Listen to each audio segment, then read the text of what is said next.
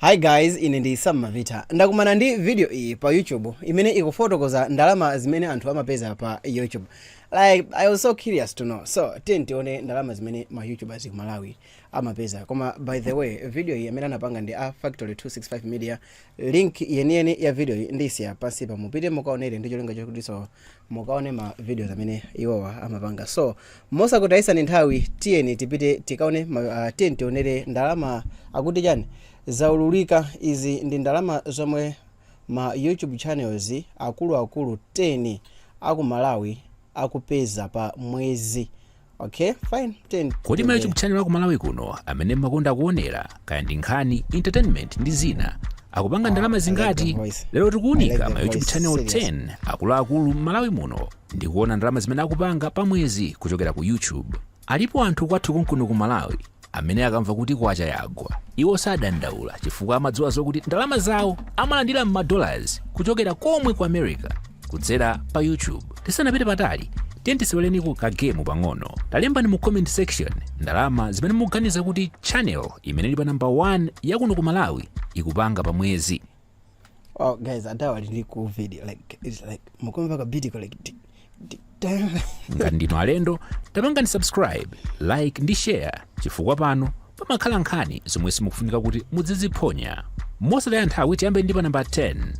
Pa number 10 pali Times 360. Iyi ndi imodzi mwa media house akuluakulu odziwika bwino kwathu kuno ku Malawi. Times 360 ili ndi wireless newspaper komanso wireless yakanema kapena kuti TV. Pano pa YouTube channel imeneyi ya Times 360 ili ndi ma subscribers 91,900.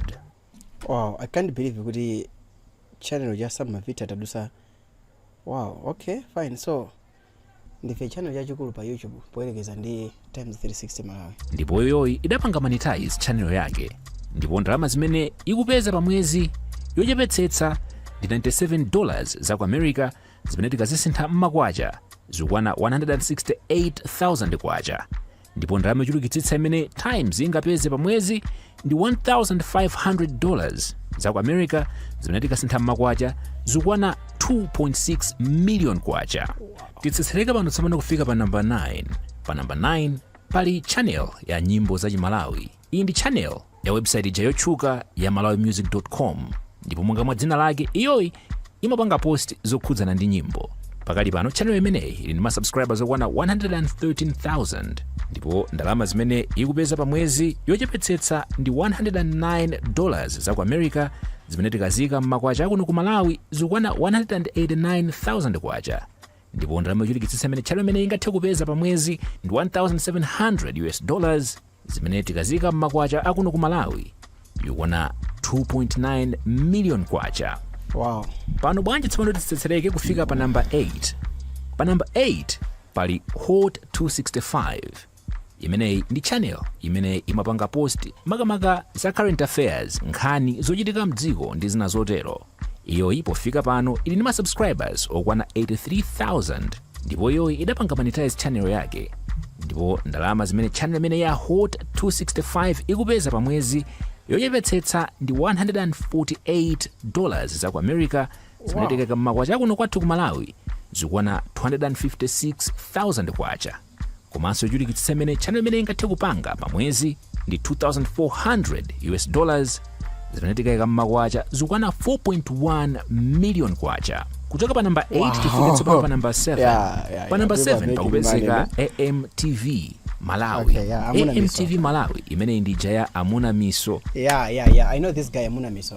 Like in the most amount amene ndemakonda kwambiri ma podcast yake like I like this guy. He's so good. Alibo china chili chonse on 100 but I don't know kumano ndichifanya samachuka I don't know but yeah Amuna Miso is one of the most like yeah I don't know Amuna Miso ndi mozi mama YouTubers amene ndabwino kwambiri. So yeah. Imenenso ndi channel imene imaponya makamaka za current affairs, nkhani zochitika ndi zina zotero kuphatikizaponso ndi zina zophunzitsa wanthu. Channel imeneyi pakali pano ili ma subscribers okwana 37,900 ndipo iyoyi inapanga monetize channel yake. Tikaona ndalama zimene channel ya AMTV Malawi ikupeza pa mwezi iyoyi ikupanga ndalama yochepetsetsa yokwana $207 za ku America zimene tikayika m'makwacha zikwana 359,000 kwacha. Komanso ndalama yochulukitsitsa imene channel imene ikupanga ndi $3,300 zimene tikayika m'makwacha zikwana 5.7 million kwacha. Kuchoka pa number 7 tifike pa number 6. Pa number 6 pali channel ya Madness Entertainment. Awa ndadaja jake pamene amapanga zima videos zauchi za truth or drink ma channel hapa mwamba kwambiri like ma videos hapa mwamba kwambiri like truth or drink amapanga some videos like Jakevi amati chani the Jakevi show like something like that. Ndi madolo kwambiri amene amachita upload ma videos ya anthu ngati ama artist yao like Kalizima achina Kenyo and Idefest ndi anthu ena siyana. So inayo sindikudabwa kuti madola wawa apezeka mu top 10 ya ma YouTubers amene akulanda ndalama zambiri ku Malawi. Sindikudabwisika. Yo ndi channel imene mapanga kwambiri za entertainment, pamakhala nyimbo, ma interview ndi zina. Channel imeneyi ili ndi ma subscribers okwana 102,000 ndipo yoyi inapanga monetize channel yake. Madness Entertainment pamwezi ndalama yochepetsetsa imene ikupeza ndi $289 za ku America zimene tikayika m'makwacha kuno kwathu ku Malawi zikwana 501,000 kwacha. Ndipo yochulukitsitsa imene channel imene ingathe kupanga pamwezi ndi $4,600 zimene tikayika m'makwacha kuno kwathu ku Malawi zikwana 7.9 million kwacha. Tikupitirira ndi top 10 ya machannel akuluakulu akuno kwathu ku Malawi pa YouTube ndi ndalama zimene akupeza. Okay, now that means kuti pa YouTube anthu akupeza ndalama zambiri. Wow. I don't know. I'm so scared. Like, okay, now anthu ambiri akupanga ndalama pa YouTube pamene anthu ena ali pa YouTube like ali ndi ma channel koma sazo kuti mwina ngapange bwanye ndalama. I don't know. I'm not sure ngati alipo mwina amene ndi YouTube channel koma sazo kumene ngapangire ndalama, but I can tell you anthu ambiri ndi akupanga ndi ndalama. So let's ngona ndi tipite tone kuti top 10 mukhanda nene ndani. Like apapa I think wapanga 6. That means akamba pa 5 4 3 2 1. Pano tsopano tifike pa number 5. Pa number 5 pali Malvitha. Ndipo Malvitha pa channel imeneyi amapanga post za current affairs komanso za entertainment ndi zina. Channel imeneyi ili ndi ma subscribers okwana 96,100. Wait a minute. Okay, I didn't expect this. To be honest, I didn't expect this. But okay, now fine, I'm in top 5. Okay. Ndipo yoyi idapanganso monetize ndalama yochepetsetsa imene Malvitha YouTube channel ikupanga pamwezi yochepetsetsa ndi $318 za ku America zimene tikayika m'makwacha kuno kwathu ku Malawi zikwana 551,000 kwacha. Ndipo yochulukitsitsa imene channel imeneyi ingathe kupanga pamwezi ndi $5,100 imene tikayika m'makwacha kuno kwathu ku Malawi ikukwana 8.8 million kwacha. Pa number 5 pali Malvitha. Pano tsopano tifike pa number 4. Pa number 4 pali channel ya Malawi Trends TV imene inso imapanga za current affairs kapena kuti nkhani zochitika. Ili ma subscribers okwana 50,200 ndipo Malawi Trends TV ili monetized pa YouTube.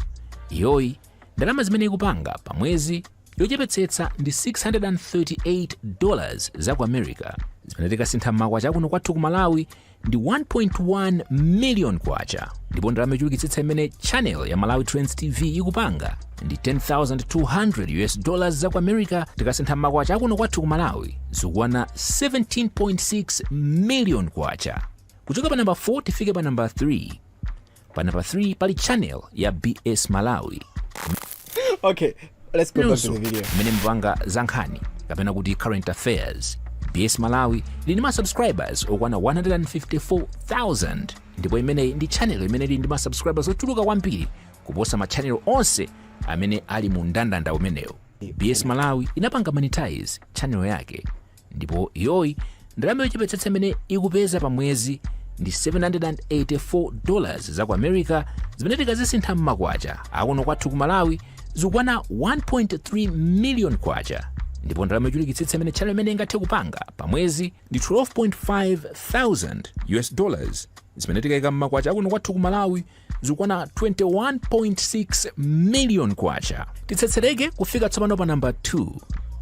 Wow, I don't know.